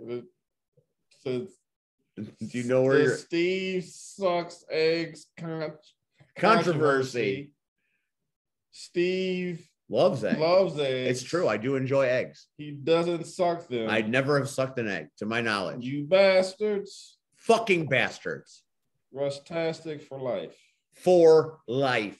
I hope I did well. You did well. I did well. I shot myself in the foot, as I've done many times in my life. Russ! My God, man. You came here on the Power Hour, episode 101. You showed up. You showed out. We had some fun talking about LeBron. We had some fun talking about, I had fun talking about LeBron. We had some fun talking about football. We had some fun talking about your beginnings in wrestling. We've had great debates. You have been a remarkable guest. Thank you. I think you should say I've been a Russtastic guest. You have been a Russtastic guest. My question to you now, sir, is if we ask you to come back someday, will you? Absolutely. See, we love you, Russ. That's why you're Russtastic, because you get it. Thank you. A friend of mine told me, I'd like to see Russtastic on the Power Hour. And I said, okay, not knowing who you were. But now that you've been here, and I know a little bit about you, I think this was a great business decision. And I look forward to seeing what you bring to this business, because you have enthusiasm, you have respect, and you have one hell of a left hook. And I can't wait to see what you do, young man. Thank you. There's one more thing you missed, and that's that shoulder tackle, man. But you get to see that when I go against Chip. Big, because do you remember that fist that Sean Danger got hit with by Red? That's the one of the most important fists I've ever seen in my life. He may not have been around for that. Listen, I thought Sean Danger died because C-Red hit him so hard. I thought C-Red hit him so hard he went back to the future in a DeLorean. Oh. Well, he's still napping. He's still napping. It's true. It's true. Russ, we're going to talk a little bit now about what's coming up this month. So if you want to stay with us and be a part of the Power Hour, you are welcome to stay and add your 2 cents. If you need to go eat, or if you need to go deal with your mom, because that was a thing, or I don't know if that was your mom or your brother or some kind of sibling, but if you got shit to do, we understand. Well, I have to go wash my clothes, but I just want to. Can I leave 2 more statements for both my championship opponents? 3. If you have 3 statements, leave them all. We'll take them all. Okay. So for the first one, I'm going to put Hot Rod Daddy Andy on notice. Uh-oh. Oh, I wish Rachel was here. If Cactus Rack was here, if Cactus Rack was here, she would crawl up your ass with a microscope. She wouldn't even flinch. She would do giggle exercises with your best friend. I don't even know what that means. Yeah, you do. Yeah, I do. Go ahead. Okay, so for Mr. Andy, if he's able to crawl out of the emergency room and make it to that wrestling ring on the 28th, then they're gonna have to change his name from Hot Rod Daddy Andy to Cold Daddy, because he's gonna be sleeping with the fishes in cold temperatures when he's laying on the ground without a championship to hold up. And then Chip Walker. IPW Smack Talk is what that is. And then Chip Walker, funny thing about him, if he plans on going home that night with gold in his hands, I suggest he start looking up now the nearest trophy stores and their operating hours, because he's going to need to get some medals, medallions, and trophies if he plans on going home with some gold, because I'm taking his. Now I'm going home with a belt, and it ain't the one that holds up my pants. Man. Listen, don't short sell medallions. They're important. Well, medallions aren't championships. I beg to differ. Medallions are avenues to championships. And my third statement, which is why I'm glad I brought this out beforehand. Oh, I gave you pancakes and you're angry. If you're not focused, he definitely focused. He wants to do championships. I'll put my belt on too, son. I'm gonna say this as far as championships go. I'm gonna say this as far as championships go. May 16th in 2017 was the exact day I got this belt and I took it out the box. A couple weeks from now, I'm going to be taking one of these out of somebody's hand. I have gold now as a fan of wrestling. But in a couple more weeks, I'm going to have gold as a wrestler. I'm going to be a champion. All right, I'm going to put this down because that is the most legit thing that has ever been said on this show. I don't deserve to wear that belt. You do, son. Well done. Well played. Thank you. That was well played. That was Russtastic.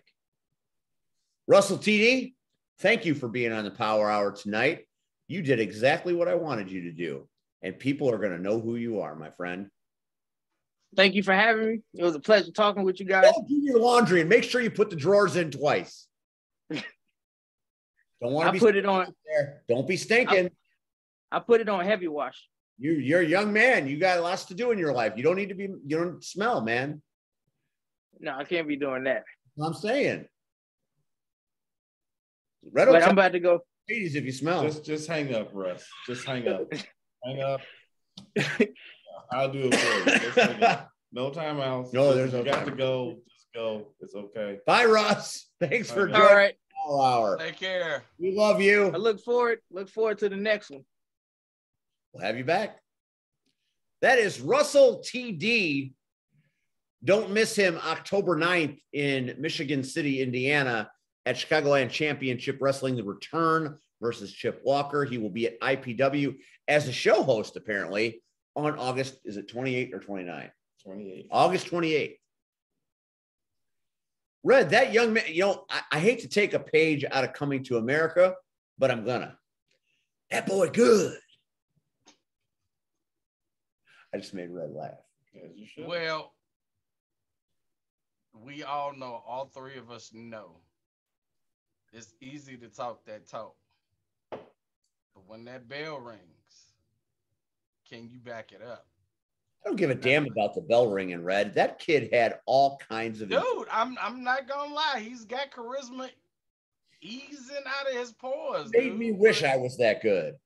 But again, there's one thing. You can be confident and you can also be overconfident. What do you think, Rion? Is that true? He's right. So if he goes into August 28th or either October 9th and he, is feeling himself way too much, all his opponents have to do is wait for an opportunity. That's it. Wait for him to make one mistake and it's done. It's over. So what else we got going on this month? Well, I'll tell you, you know what, Red, we were talking earlier about being episode 101 and it being 2 years and everything. And, you really did change the game when you came on this show. And, just the fact that down the road a ways, I'm not saying now, but I'm saying in a few years, when you're talking about your wrestling career, the fact that you'll talk about the soul touches and then you'll talk a little bit about this show, give me validation that I will not get anywhere else in this business, and I will forever be grateful. So You said thank you earlier. I want to say thank you right back, because what you have done, what you have accomplished, and where you have been, and what you bring to this show. And the same thing goes to Rion, because like I said, we remember PCW. We remember him being a game changer as far as PCW champions, and what he's done since then, whether it be with whatever promotion he's working for or IPW. The fact that you two are here and that do this show every week, you know, when I look back next year and I'm sitting there and I'm like, man, what a crazy ride. I don't necessarily look back at the shows that I've done, and I won't necessarily look back at all the things I've done over the 8 years that I've been doing this. What I will look back at is how the last year of this show has been way more than I ever thought it would be. And whether it be you or Cactus, the fact that you want to be here on a Tuesday night, the fact that Rion goes through traffic, as we saw before he got here to eat his pancakes, to come here to do this, the fact that you look forward to this every Tuesday night, the fact that we have a couple of hundred people every month or every week that look at this show, that's all I will ever need. And when I walk away, I will look at that going, you know what? It might not have been the best, but it's something. And I'm okay with that. And that means a lot to me. So to you, I say thank you. Appreciate it. Now, before we go, where are we at? Are we at 2 hours yet? No, we're an hour and a half. So we're going to wrap this because I have to talk to Vito before the night is over. And I want to be able to talk to Vito at least a little bit. We had a show at Northland. Are you familiar with Northland, Rhett? Of course. Okay. So Nate Pebble is the owner operator of Northland, much like Jed is CTW. Bill is Rocket Pro. Not exactly sure who is the owner operator of CSW. Perhaps that's part of my problem. Hunter Payne, you know, we all know who runs what, but the owner operator of Northland was not in attendance. So I got to resume my interim GM duties. And can I tell you something about Northland, Red? Sure. It doesn't smell very good. They call it Woodstock. I called it wood stank. I'm used to, now listen, I'm maybe I'm elitist, but when I go to Rocket Pro Wrestling, we have standing room only 300 plus. CSW, despite itself, has standing room only. When I go to SCW with the POW War, there's a lot of people interested in what's going on. IPW growing every month. Each and every month, there's less chairs available to sit at IPW. When I went to Northland, I did a head count when I came out, because when I came out and was introduced as interim general manager, crickets. Nobody said anything. There were 17 people in attendance. Now, maybe that's because the product is not good, or maybe that's because Big and Rich were also playing, but I don't give a shit. I went there with the express intent to break all of Nathan Pebble's toys, and I did. Now, I might have gotten stunned by Cody James, but I suspended Cody until 2023. So he doesn't get to defend his title again until next year. And in the current mandate, if you don't defend your title in 30 days, you're stripped of your title. So essentially what I did last Saturday night is I essentially stripped Cody James of his title without really stripping Cody James of his title. Isn't that amazing? Smart. Something I would do, but you know. Nobody gives me credit when I get to be evil, but I was evil. And even though he stunned me and I was unconscious for a good 20 minutes and I had people walking over me telling me to stay down or they would kill me because they hated me so much, it didn't matter. I broke all of Nate's toys.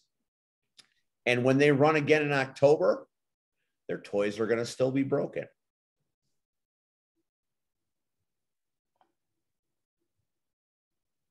He's reading an email, Just in case you. That is not a fax. I was reading an email that he thought was important for me to read, and I appreciate that. So Northland, Cody James country, he's the champion there. A lot of people there. Metalhead, Duke Montgomery, Evil Turtle. Can you imagine that Turtle's evil? And that's Didn't I tell you not to mention that name? That's a segue, Red. Red, what did you do last week? What day? Red. I was gonna say, if you don't know, you don't know. What'd you do, Red? What day? What'd you do to Turtle? First of all, I banned him, and why are you mentioning his name? Now, Turtle. Why are you mentioning his name? There's a point here. Turtle is now a member of the JFW podcast. So you've got Dally, you've got Travis.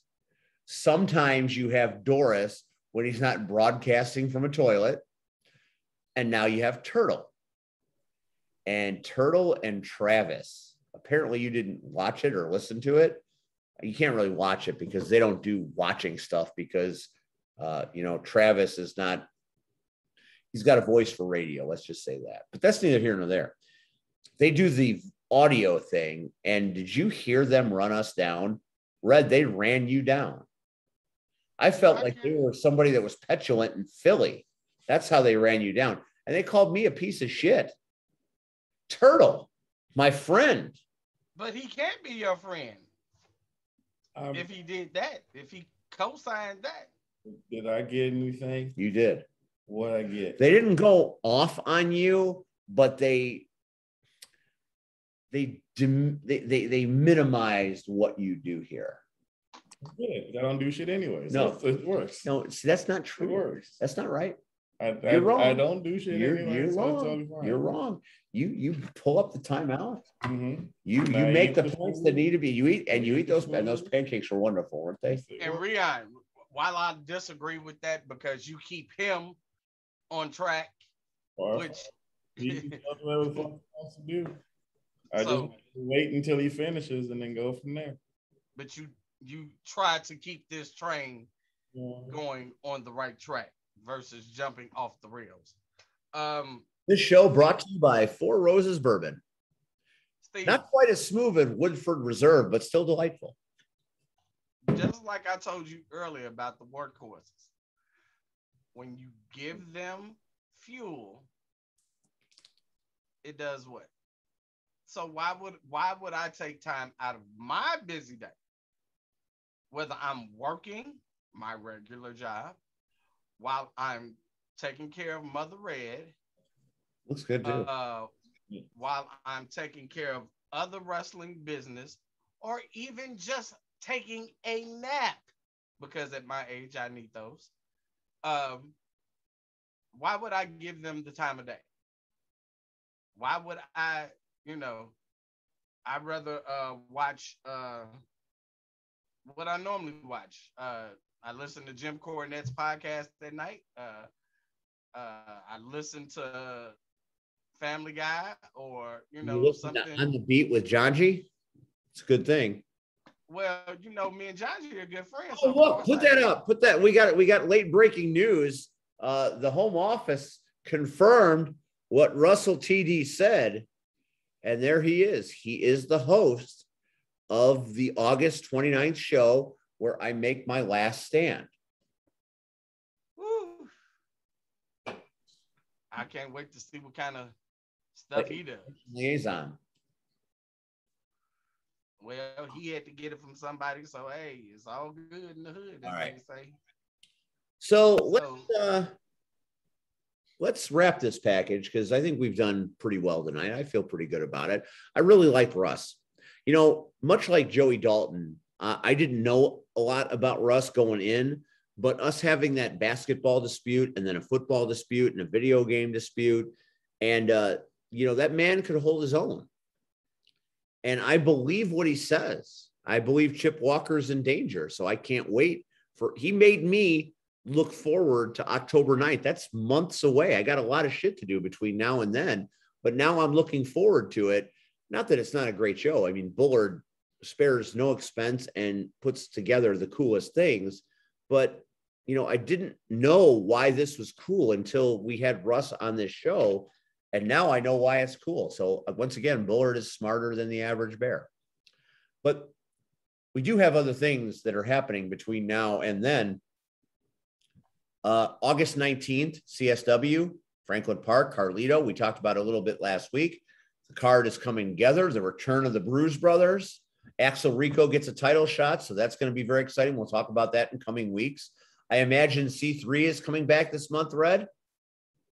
Not this month, no. I was wrong. C3 not coming back this month. You already here for it. And then IPW at the end of the month is going to be a hell of a show hosted by Russell TD. And we are going to, I'm going to face the workhorses for better or for worse. I'm sure the ARC has, there'll be one of the workhorses, but listen, Mr. Liaison, you know where one is, the other two are not far behind, and nobody likes me there. So I'm pretty much a man. It's going to be a 3-on-1 match. We know you did this to yourself. I did not do this to myself. Someone had to step in. I and stood make sure up that for the common decency of our locker room. I could not have those jackals. Have you been in the locker room? I have. Have you suited up in the back of the locker room and had a match yet? I suited up. Have you had a match there yet? Well, I'm not a wrestler, so why would I have a match there? But you suited up in the back? I did suit up. And you don't see the irony of the statement you were making? Now I do. So let me say this. First of all, Steve, you forgot. Oh. Dreamwave returns August 20th. Now I'm really retiring. Now I'm done. Now Peru, I just Illinois. Right up. All I need to know. Thank you. Done. Go ahead. You know, a lot of people at Dreamwave. Yeah, everybody's Dreamwave. Everybody's going to be Dreamwave. Vic Capri, Marche Rocket, Asti, Christian Rose, Brubaker, Heidenbauer, Platinum, Matt Caster. Wait a minute. You're missing one. Acid. I said acid. I'm going too quick. Bucky Collins, the superstar, the BOZ, making his return. Austin Roberts. Wait a minute. Nix. Wait a minute. Yeah. I saw another flyer. C Red is making his return to Dreamwave. Yeah, I'll be there in some shape, form, capacity. You know what? I'm gonna be there too. Want to know why? Why you gonna be there? I bought a ticket. Well, hey, 3 o'clock bell. Wrestling. You can't beat it. Here, let me correct you on some of those things. I said Steve, you do have friends. I'm not a fan. I don't get you have friends. As Garth Brooks once said, you have friends in low places. Thunder's rolling, Red. Thunder's rolling. Okay, Garth Brooks. He's even out. though that's my favorite Garth Brooks song. Yeah, Steve did do this to himself. But at the same time, as an IPW family, we're going to stand by whatever happens. Well, I'll say this while he's gone. I feel like if he deals with this match head on, he will gain a lot of respect from the boys, as opposed to just saying things for the sake of saying things and then staying behind here or behind the desk or something of the sort, because this is one of those things where it's literally a put up or shut up scenario, not like going into it and then taking a shot and then that's the end of it. Like, this is a head up one-on-one. Let's figure it out. And I think he will gain a lot more respect off of that aspect, as opposed to just saying stuff, chasing people, running back and forth. Like, I feel like this is going to be a good scenario for everybody involved. I'm very excited for Russell TD because I know that he's going to do very well. Not even talking about him, but that's fine. all I know is, again, Steve does have friends, but Talking you about you. know, sometimes Talking about Boz? Talking about you, Steve. you you have to go out, and this is one of those battles I can't fight for you. I'm already dealing with the two children and Renee Van Peebles and Miles Mercer. Yeah, what's going on with the ARC, Red? Kind of feel like as far as that goes, and IPW, I mean, she is the queen of mean, but she's kind of being bitchy. My whole situation is like I've stated countless times, those people that we are in front of are not only just IPW fans, but also veterans, and they deserve our respect, and when we are in that building, we need to show them the utmost respect. And I feel sometimes Miles and Renee takes it too far. They can't see that, and that's okay. They're either gonna learn, or, as always, for their actions there will be consequences. So and that's all I say on that right now. But I I I will be in your corner. I might not physically be in your corner, Steve, but I will be in your corner. Red, despite all the things that we do, various places, when we're together or not together, you're always in my corner, and I always appreciate that. And as far as the veterans at IPW, that's my favorite thing about that promotion is their reactions. I sit there at the ticket table and I watch them enjoy the show. And then when I do my little part, if there is a little part for me to do, I enjoy when we're in the lounge afterwards and they come up to me and say, man, you gave us a great time today. That means more to me than just about anything. And, like I said, we do this. You've done it. You did it in Philly. Rion did it in Midlothian at PCW in front of a packed house. We've all done it in front of many people, but it means more to me in Richmond Park in front of 20 veterans because their sacrifices and the fact that they're there, and there's no reason for them to enjoy what we're doing, and the fact that they do, it means everything to me. Dude, let me shoot for a second. Shoot. We're coming up on 2 hours. We're coming up on hour. The fish fry happened, and they didn't have to do what they did. They took great care of us. They really did. And not only to they took care of us, but then to acknowledge us days later. I still have my note. I still got mine. I read it on the show. That means a lot, to me. And, to some people, that's just, oh, it's whatever, throw it away. That's going to be one of those things when I get time to order a frame and hang it up. Because, again, they didn't have to do that. Nope. And that's the reason why I love performing. Again, we can have 100 people, but honestly, I've started looking at the veterans as I'm performing. Because if I can see them smile, if I can see them laugh, I know it's worthwhile, because it's easy. Guess what? It's easy in front of regular fans that we see in other places because they've seen us. They know who we are, but when I can perform in front of these people that really didn't know me before now, and now they know me, and now, like you say, they smile, hey, what's going on? There's one guy, he's always like, hey, man, he was at the last show, but he showed up, I think, during the last match because he said he was working.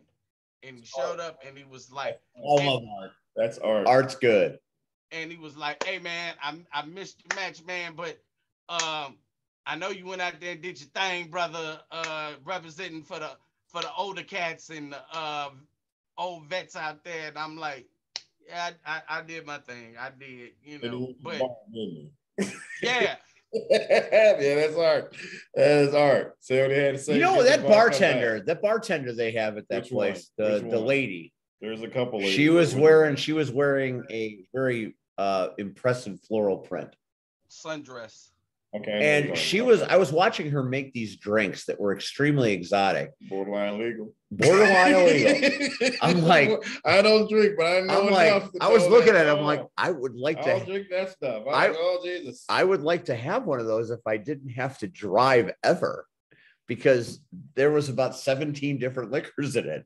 And I'm like, how many liquors are you going to put in that, lady? There's a lot of liquors in there. She was probably making a Long Island. But the funny part is everybody ain't drinking Long Island. No, not everybody. She was making 5 of them, and it took her like 45. I mean, I was waiting for my beer. So I was a captive audience because I wanted to have my beer after, I get the one beer after the show. That's why I get one. And I was watching it and I'm like, wow, I want to have this beer, but maybe I don't need to have this beer because I'm watching the spectacle that is. She was like Tom Cruise in Cocktail. She's like flipping shit and doing all that stuff. And it was impressive. And then the people that took the drinks away were drinking them and feeling good about themselves in life. And then I'm like, this is where I want to be right now on a Sunday. You know what I love about her is the funny part. I said it. I did say it by accident. Oh shit. I don't want to do it. She so I came in there earlier. Mama's whiskey. And I asked, I just wanted a Coke. I didn't want anything else. I was hot. I needed something. Wanted cocaine?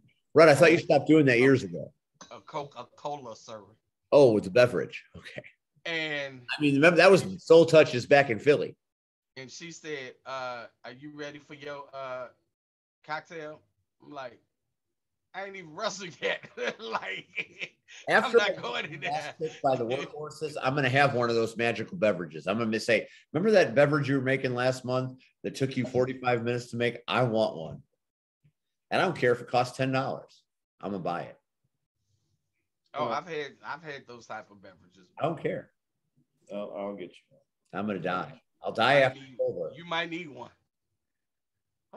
So we covered everything. No, we didn't cover what's happening at IPW. I know what I'm doing at IPW. What else is happening? You're the information liaison. You're supposed to know this stuff. Open challenge night. Open challenges for what?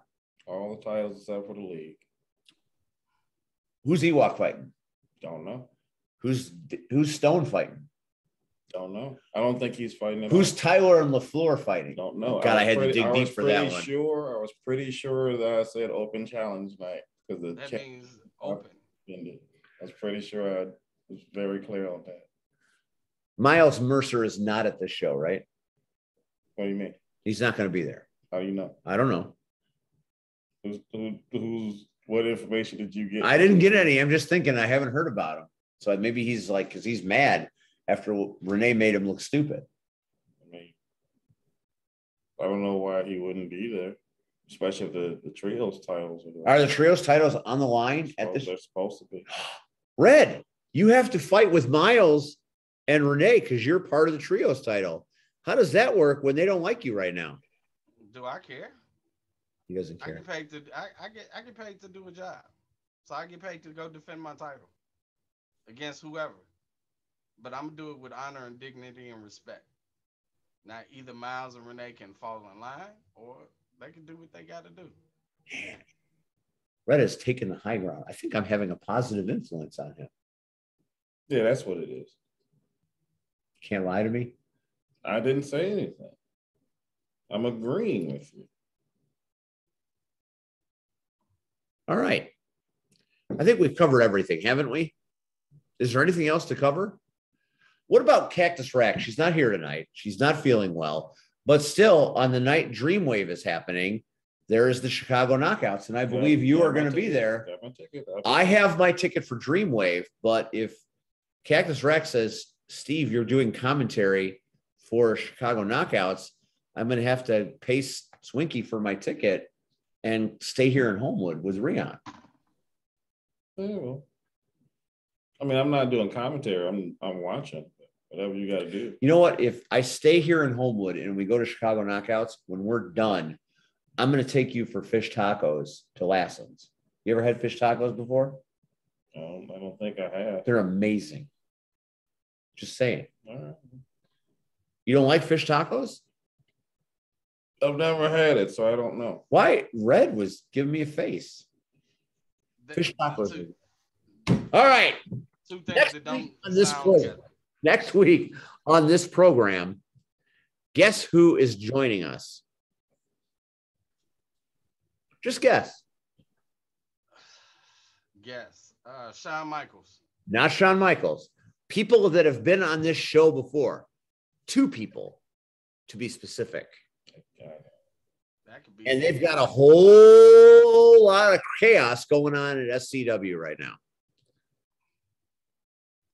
SCW, 2 people. They're dealing with a lot of shit at SCW right now. They have gone from being hated to putting SCW on their back and carrying the franchise. The evil genius and Angel. That is right. C-Red wins the money. It is Aaron Xavier and the lovely and talented Angel will be on this program. There are few people in this business other than C-Red and Rion that mean more to me than these 2. So anytime they come on this program, of course, and Marche, it's great for me because I love the fact that they're here. This is Aaron Xavier's 7th time on this show. Not quite Marche Rocket numbers, but getting up there. And then I think this is Angel's 4th time, maybe 5th. So they have ascended the ladder of Power Hour royalty, and they will be here next Tuesday night. And I told you all that we're going to make a special announcement on this show, and we will. I do remember. On September 13th, the location is not 100% set, but I will let you know. We are doing a live Power Hour on the road. And what this show is the roast of Ivan Manson. We will be roasting. I will be roast master, and there will be 5 roasters. And much like you see on Comedy Central, we are roasting Ivan Manson because in December, Ivan Manson is hanging him up, and he is not wrestling anymore. So we're going to send our friend off in grand, spectacular fashion, September 13th. I'm saying it now. You can come watch the Power Hour live. You can sit in the audience at the establishment we're in, and you can be a part of this show. And maybe our roving cameras, because we're going to need Jamie, which means Red, you're going to need to bring Jamie, and we're going to need Turtle, even though you don't like Turtle. I'll roam the camera. And we're going to bring Rion. We're going to have roving cameras out there. I can roam the camera. I'll roam the shit out of that camera. I know you will. I know you will. I know you will roam some shit.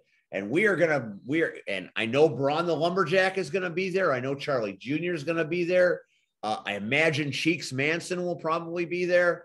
I think Terry Allen is probably going to be there. So if you like Windy City professional wrestling, this might be a place where you get some enjoyment because we're going to do it right.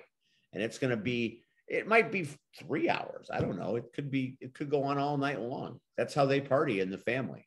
So don't miss that. September 13th. Next week, Aaron Xavier and Angel, on behalf of the Urban Sensation C-Red, on behalf of the Real Deal Rion Skills, 1/2 Crash Tested Wrestling Tag Team Champions, and on behalf of our fallen comrade, Cactus Rack, who couldn't be here tonight due to illness, I'm Steve.